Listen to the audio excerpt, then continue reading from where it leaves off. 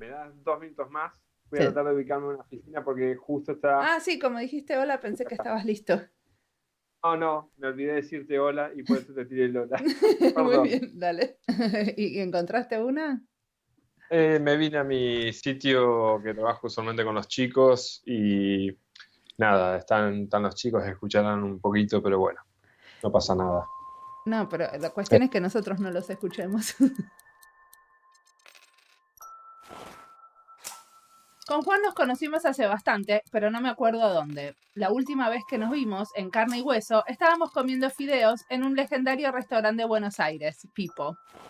Era después del Día de la Investigación de Usuarios que organizó nuestra amiga Verónica Trainor. Y ahí quedamos que hacíamos esta entrevista. Juan nos cuenta sobre sus comienzos como publicista y cómo llegó al diseño. Su equipo diseña el portal de salud del Hospital Italiano. El Hospital Italiano es un centro de salud privado importante y muy reconocido en Argentina. Escuchemos su historia. Mi nombre es Mariana Salgado, esto es Diseño y Diáspora.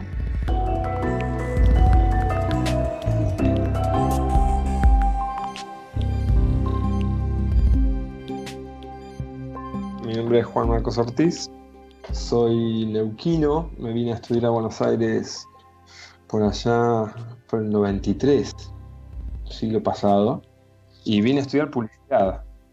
Y este Yo podcast estudié lo publicidad. escucha mucha gente de otros lugares que no es Argentina, así que neuquino quiere decir que sos de la Patagonia, Argentina. Patagonia, exactamente. Así que es una especie de diáspora también. El hecho de caer en Capital Federal desde otro lugar tiene un poco de desarraigo. Empezar a adaptarte a un montón de cosas diferentes. Nada, vine a estudiar publicidad, me formé muy fuerte en comunicación, me empecé a especializar en creatividad, pero llegó un momento en que no me encontraba y un compañero me empezó a hablar que estaba haciendo unas cosas en HTML. Empezó a mostrarme que estaba trabajando y haciendo sitios web. Dije, wow, qué loco. Internet, dial-up, empezábamos de a poco y ese fue el enganche. Así que cursé también eDesign, que esos fueron las primeras palotes que empecé a hacer, pero la dificultad que encontraba es que lo que te enseñaban era a usar programas para diseñar. ¿En dónde Y cursaste? trabajaba en la Universidad de Palermo y también empecé a trabajar en la misma universidad.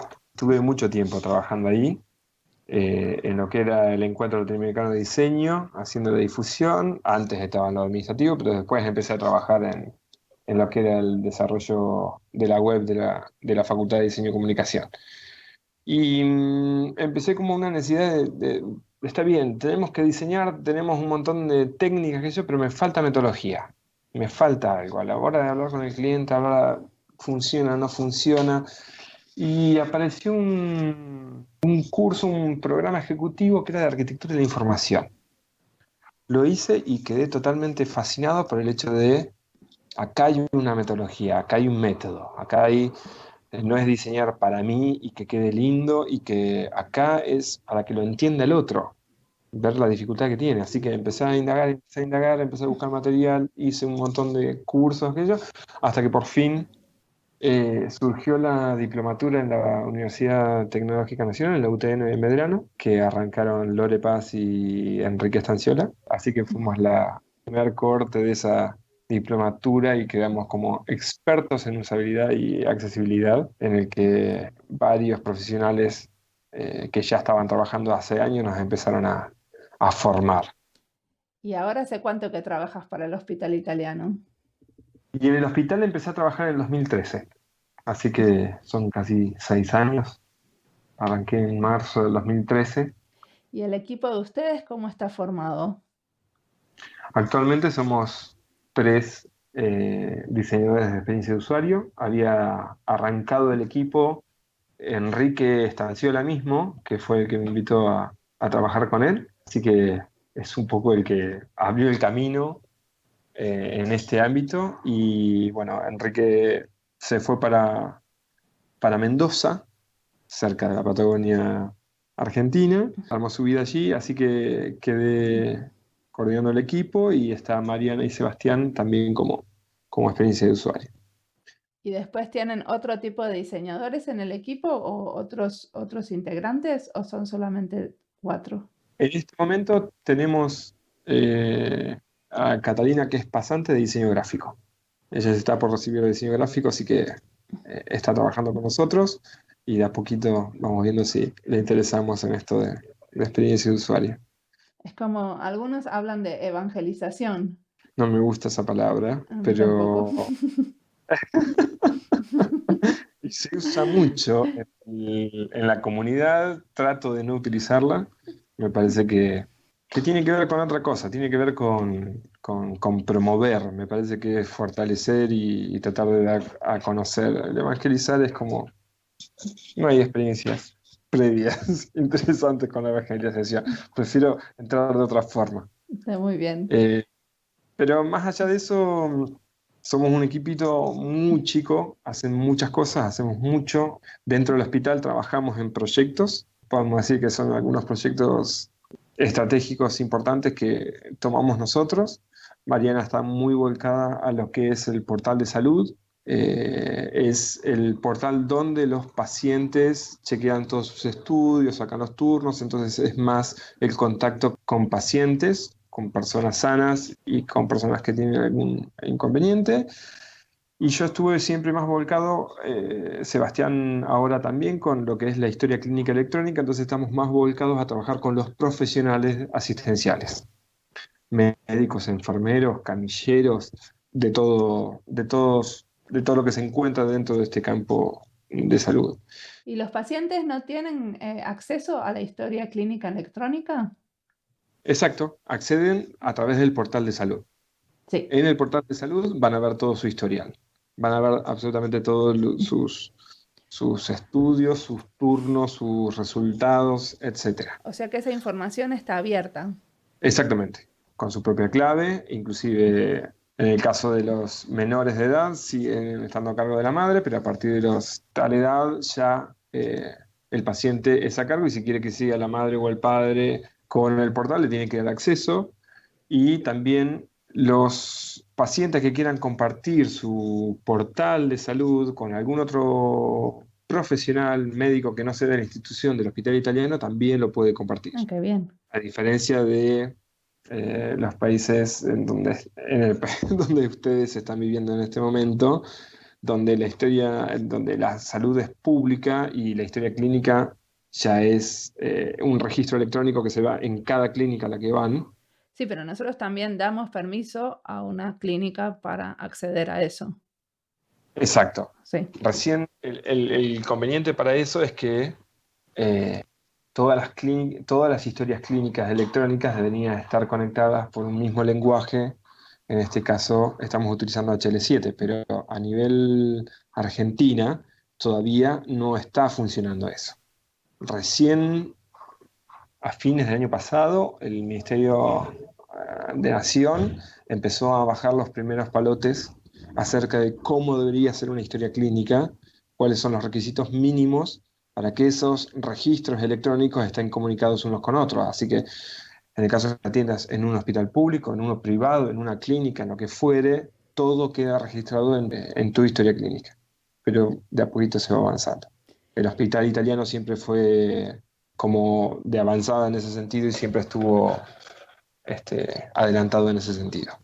Y de todas las herramientas que estuviste construyendo para el Hospital Italiano, ¿de cuál estás más orgulloso?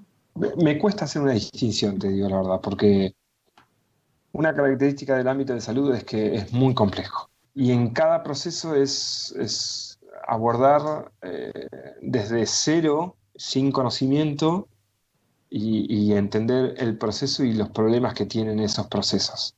Así que cada proyecto que fuimos encarando es como un aprender de cero.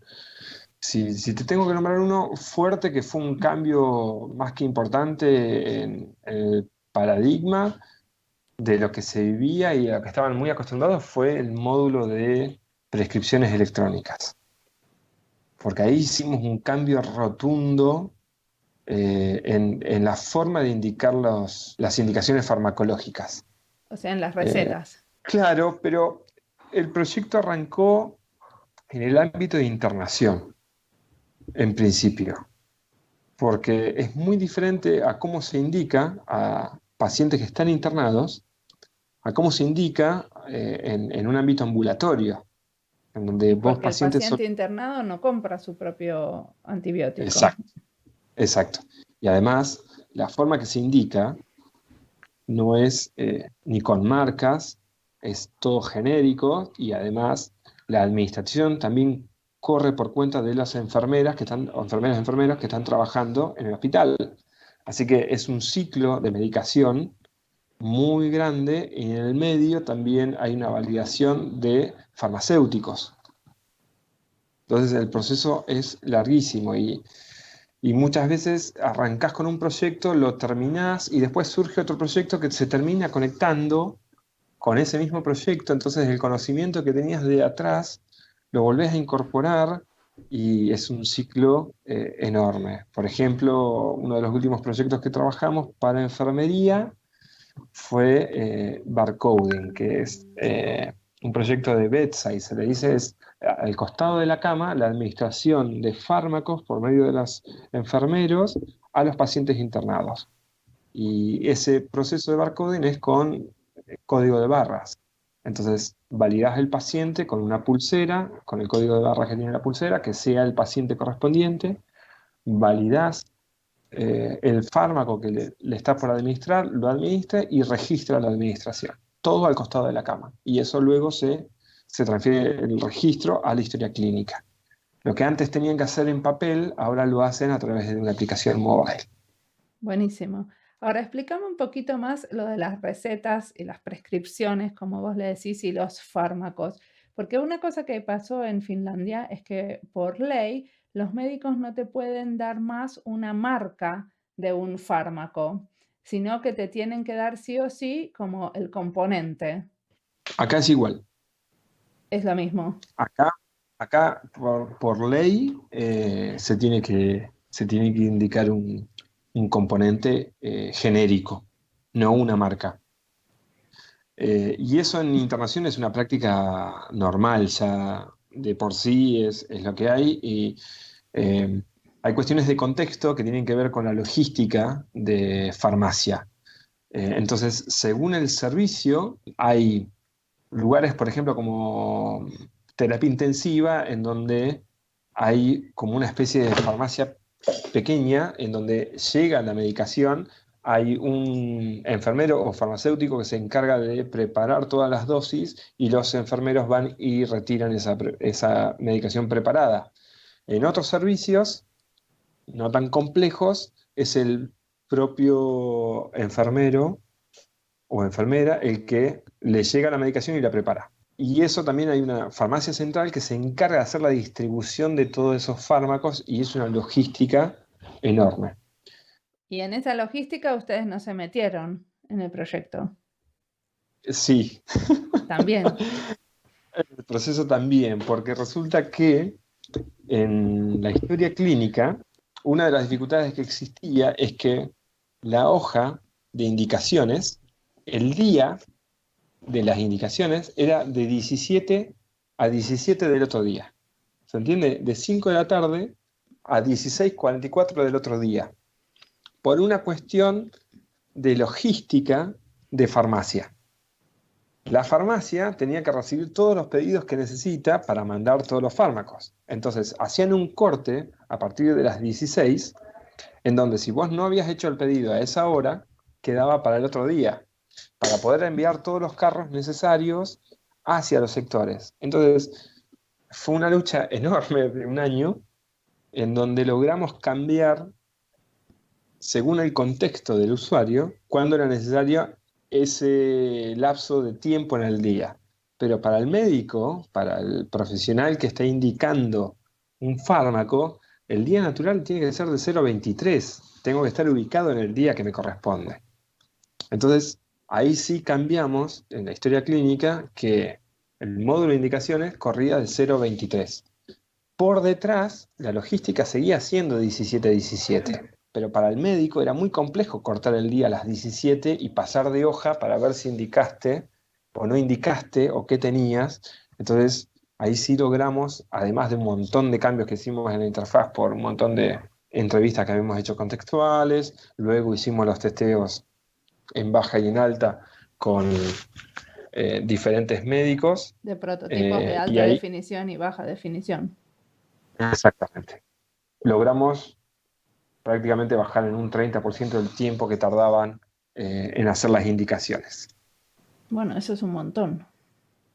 Es muchísimo. Es un proyecto que impactó en todo el hospital y que encontrábamos un nivel de satisfacción altísimo porque les mejoramos un montón de cuestiones. Y después de ese tipo de proyectos exitosos, por ejemplo, ¿ustedes les dan más recursos o lo que tienen es como más confianza en ustedes y es más fácil la negociación siguiente? Va más por ese lado, va más por el lado de la confianza, de, de que se entiende que podemos aportar un valor muy grande que de otra forma no se, o capaz que sí se hubiese logrado, pero eh, es ir construyendo a partir de esos resultados. Y otra, pero es un inconveniente importante el poder medir los resultados, sobre todo en este ámbito, porque hay tantas variables, son tantos los casos de uso, son tantas las tareas que se hacen y tantos los procesos que es difícil medir un ROI, por ejemplo, la recuperación de la información, para calcularlo, porque hay otras variables que pueden impactar en eso y se pueden poner en tela de juicio esos cálculos que se hacen. Pero fue cuestión de hablar directamente con los médicos y ver que, decía así, ahora el proceso es mucho más fluido en ese sentido. La interfaz logró que tuviese una mejor, primero, entender mejor qué es lo que estoy indicando y cómo queda registrado lo que indiqué. Y decime una cosa, me dio mucha curiosidad que cuando yo te pedí algún material para leer, para prepararme para esta charla, me mandaste muchísimas publicaciones que ustedes hicieron en revistas de medicina. ¿Por qué no tienen más publicaciones en revistas y otros foros de diseño? Por qué deciden ustedes, como grupo de diseñadores, escribir conjuntamente con los médicos? Buena pregunta. Este, no lo sé. En parte, yo creo que el escribir nos hace, nos hace mucha falta volvernos un poco más académicos a los diseñadores, me parece. Y eso es lo que un poco incorporé estando en este ámbito de salud. ¿Y esos artículos los escribiste con otros que son médicos? Hay solo un par de esos artículos que escribimos totalmente nosotros. En otros hemos ayudado con la parte del proceso de diseño a algún residente que está escribiendo el paper. Así que es como una coautoría que hacemos con ellos.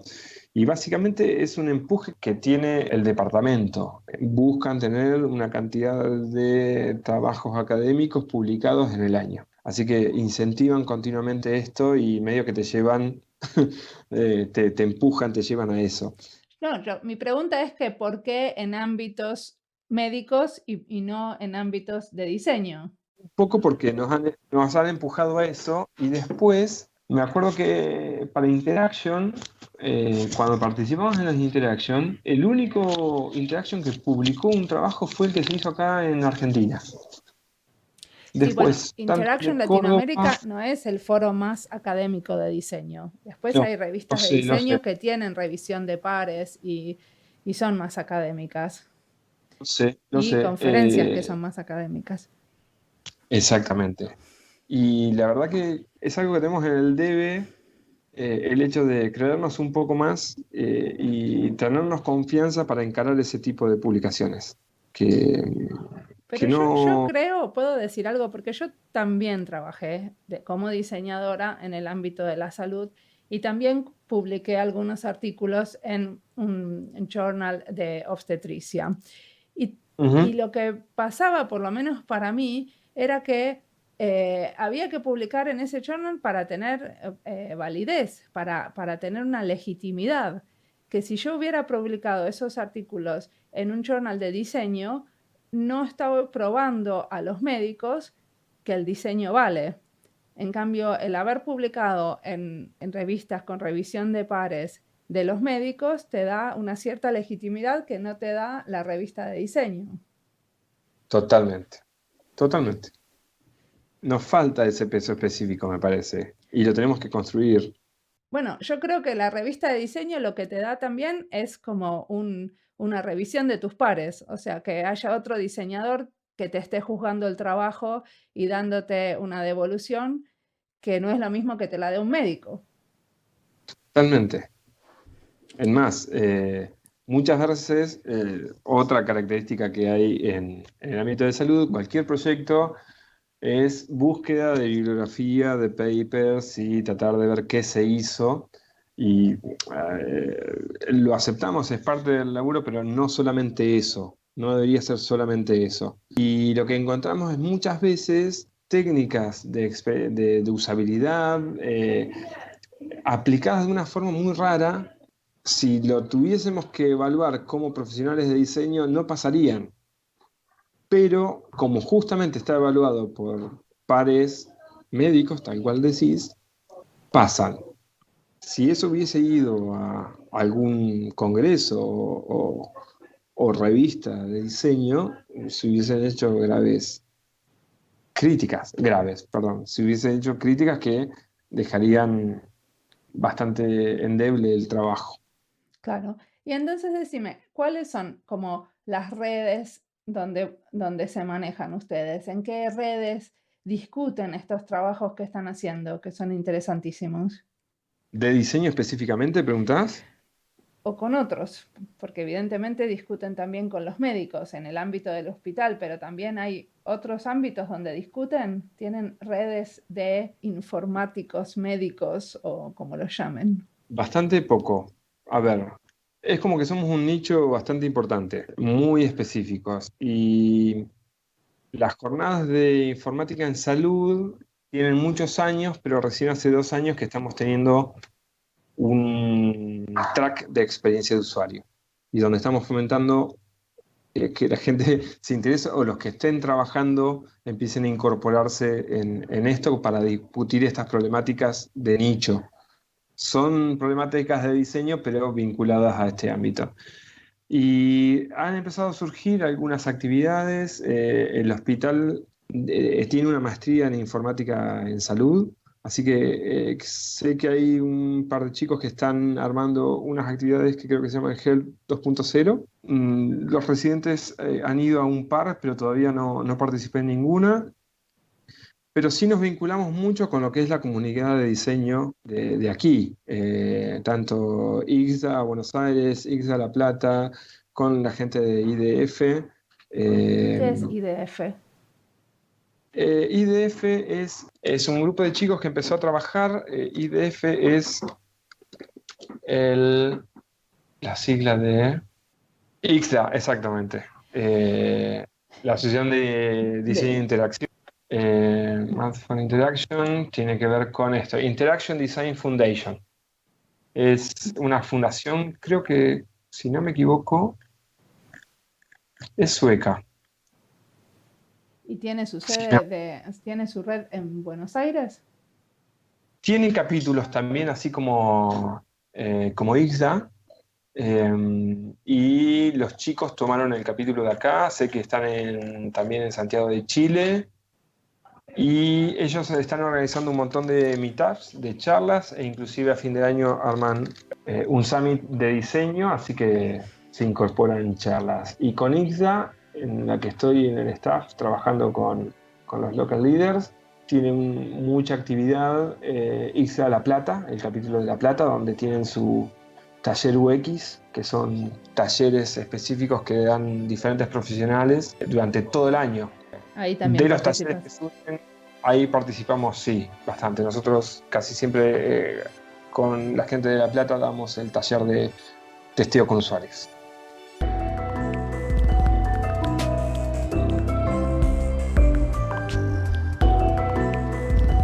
El portal del Hospital Italiano permite que los datos de la historia clínica de los pacientes sean compartidos con otros centros médicos.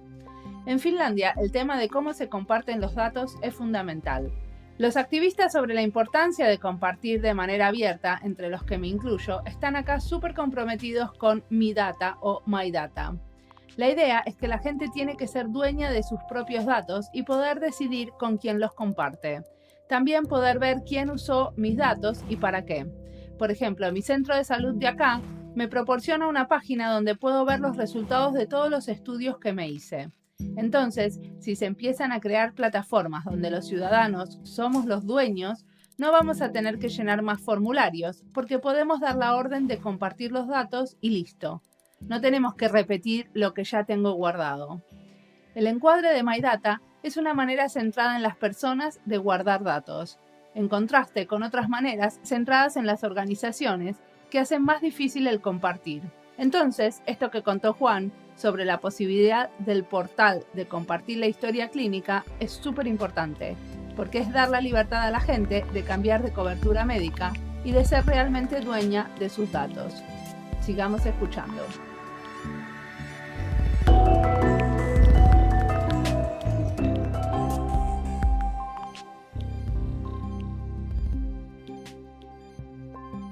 Quiero volver a un temita, que me parece que trabajando en salud es algo que no podés como obviar, es el tema de como la accesibilidad y la ética, ¿no?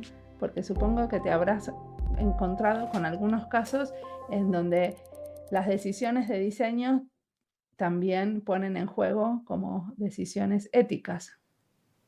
Sí, totalmente. Tenemos una deuda muy pendiente que es el portal, sobre todo, para mejorar la accesibilidad del portal, por lo menos cumplir con una simple A de accesibilidad, todavía está pendiente. Y dando una charla la otra vez en el INTI, me preguntaban, pero ¿hacen una aplicación para gente grande, para gente joven? Y justamente la accesibilidad cumple ese requisito de decir, es una especie de diseño universal en donde diseñamos diseñamos una sola pieza que sirve para todos. Vamos a tener diferentes niveles de dificultades para navegar cualquier aplicativo. Y justo Lorena Paz también estaba dando una charla sobre la investigación que hacen con Adultos mayores. adultos mayores y las problemáticas que tiene no ser un nativo en esta era digital. Así que tenemos una deuda muy grande con el desarrollo y con principios de accesibilidad, muy grande. Siempre estamos tratando, Mariana sobre todo, ella es una especialista en el tema, está tratando de hacer un abordaje un poco más completo, estamos trabajando en una guía de estilo, tratando de incorporar ese mínimo requisito de accesibilidad, pero es algo pendiente. Y en cuanto a la ética, no sé si hacías referencia a la ética del diseño o a la ética que tiene con los datos de cada paciente. En todo lo que tenga que ver con la salud siempre hay como una ética profesional en cosas que uno puede hacer y puede como compartir y en qué momento puede compartir. Se han hecho muchos talleres con gente adulta mayor, en donde los invitábamos a participar de ciertos talleres, donde les preguntábamos qué inconvenientes tenía, cómo utilizaban su portal de salud, cuáles eran sus dificultades. Hay dos chicas, Romina y Gabriela, que encaraban esos proyectos para tener una visión cualitativa de esos aspectos y esos problemas para ver cómo ayudábamos a resolver ciertos inconvenientes, sobre todo para acceder a esa información. Pero sí, hay una cuestión sobre todo no solamente con mayores, pero es lo que primero se detecta a la hora de, inclusive hasta para sacar un turno. Es una dificultad en la que dependen solo del teléfono y que cada vez más la necesidad de tener una cuenta de email, eh, manejar un calendario, etcétera, eso genera dificultades y son cosas que hay que seguir haciendo fuerza para que avancemos. Las cuestiones que tienen que ver con la ética de trabajo y de cuidar datos es algo que se baja continuamente, sobre todo para no acceder a uno de los proyectos que hemos trabajado, es, por ejemplo, quién tiene acceso a tu portal de salud. ¿Quiénes fueron los médicos que accedieron o quiénes fueron los usuarios que accedieron a ver tu historia clínica? Esa fue una forma de que la persona supiese quién está revisando tu historia clínica e inclusive decir, bueno, esta persona no quiero que vea más mi historial. Eh, Eso es interesante. Por ejemplo, acá lo que yo sé que pasó es que cuando le dieron a la gente el acceso a sus propias bases de datos, mucha gente llegó a tener los resultados antes que el médico a cargo tuviera la entrevista. Y eso fue un desastre. bueno, hay una discusión bastante grande que se da, inclusive dentro de los médicos. Hay médicos que están de acuerdo y hay médicos que no están de acuerdo. Pero la verdad que este cambio sustancial que hay de paradigma en el hecho de la historia clínica electrónica, lo que hizo fue ponderar al paciente. La historia clínica electrónica es del paciente.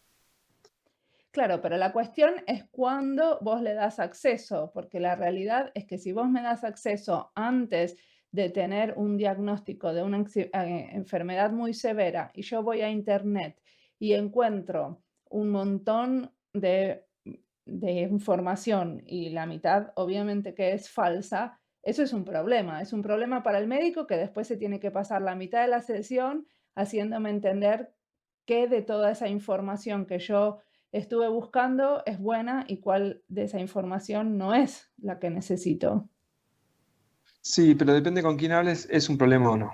Muchos dicen que el dato es del paciente. Por lo tanto, debería acceder en cualquier momento a pesar de que no entiende esa información. Porque es de él. Esa información es de él. Lo que nosotros deberíamos acompañar con el diseño es toda la información necesaria que acompañe ese dato. Bueno, darle, por ejemplo, darle en este momento, por ejemplo, a nosotros, después de una consulta, me dan unos links para que sepa dónde ir a buscar información sobre lo que tengo. ¿Ustedes también están haciendo eso, como de alguna manera apoyar a los pacientes en la búsqueda digital de información?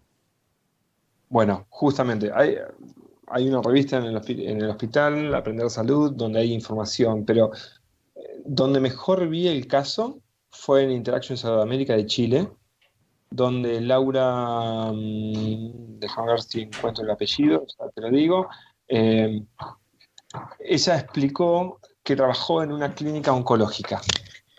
Y fue muy bueno el trabajo que hicieron, donde al lado de los resultados tenías Laura Martini.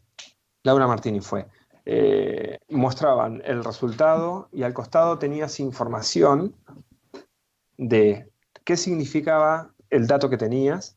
Enseguida tenías un video de un profesional que explicaba ese resultado y enseguida tenías la posibilidad de, inclusive, si no entendías esos datos, llamar, daban el dato de tal profesional, llamar, te va a atender ahora y te va a explicar qué es lo que te está pasando. Y otra información que me pareció muy impactante y muy buena es te daba información de cómo explicarle a mi familia que tengo cáncer. Esa información, ese contexto, es una resolución de diseño. Y eso me pareció de lo mejor trabajado que vi en estas cuestiones. Es decir, tenemos que adaptarnos a decir, esta información es del paciente. No vamos a tener todos los profesionales del hospital con la posibilidad de que atiendan a todo el mundo que tiene un resultado, pero sí, empecemos a darle herramientas. El paciente va a buscar información, eso es inevitable. Démosle una contención previa, ahí nomás del resultado, como para que no se encuentre con esto y tampoco le genere al profesional un problema de, tengo que estar consolando, que lo debe hacer, inclusive, tiene que darle una contención, pero que no sea exclusivamente estar una sesión explicando qué es lo que tiene. Y decime una cosa, cuando vos ves un proyecto así, que decís, uy, esto está buenísimo, ¿lo puedo copiar? ¿Tenés posibilidades de influenciar, de hacer un proyecto parecido adentro de la institución donde estás? Sí, se puede. El tema es poder conjugar cuestiones políticas de qué es lo que se está desarrollando. Nuestras dificultades son los pocos recursos de nosotros tres volcándonos en varios. A ver, te lo hago más fácil. Es, es, es tan grande la cantidad de trabajo que hay en ámbitos de salud que no es solamente resolver un proceso de un touch point, que sería la historia clínica. Hay millones de cosas a resolver. Por ejemplo, hasta cómo ayudas a una persona que se ve a ubique dentro de un hospital gigante. Y entonces, ¿cómo priorizas qué proyectos tiene que trabajar? Esa priorización se da a partir de los jefes del departamento. No es estrictamente una priorización que hacemos nosotros. Hay veces que recomendamos, arranquemos con esto, que es algo pendiente, pero la mayoría de las veces es algo que nos bajan directamente. ¿Y en eso estás de acuerdo o te gustaría que los diseñadores tuvieran más influencia en esas decisiones?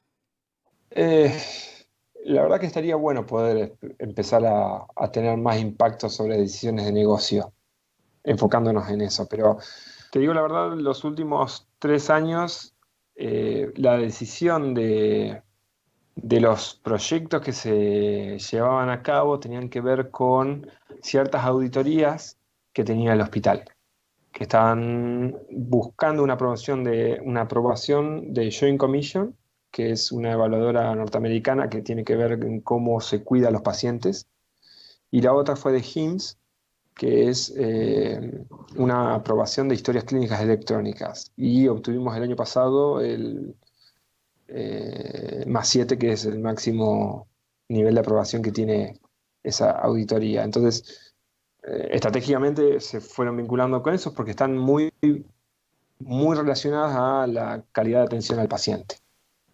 Así que lo que nos baja no es algo que está alejadísimo de la ayuda al paciente. Todo lo que se baja es como muy prioritario y genera un impacto muy grande. El terreno es recontra fértil, hay muchísimas cosas para hacer.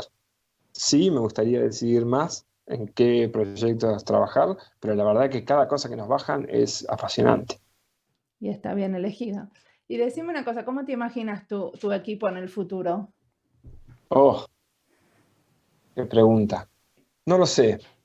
La verdad que sí me gustaría un crecimiento de profesionales de diseño, pero sí lo que me ha cambiado bastante el estar acá adentro es cómo convertís a un profesional de otra especialidad, como es la de ser un profesional asistencial, médico, enfermera, enfermero, lo que fuera, en un diseñador.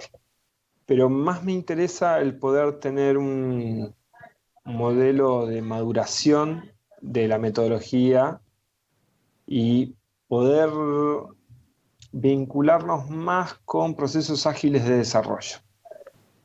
Más allá de la cantidad que seamos, eh, los desafíos de acá a 5 años es poder lograr una vinculación más fuerte en las tres patas: desarrollo, profesionales asistenciales y diseñadores. Eso es lo que tomo más como desafío, y obviamente que empezar a como equipo tener más decisiones a nivel negocio sí sería un deseo.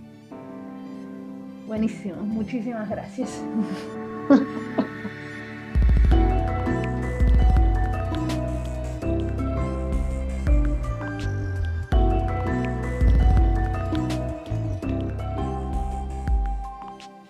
Al tema de la informática en salud se le da cada vez más importancia y de a poco hay más diseñadores y profesionales de la salud queriéndose especializar en esto.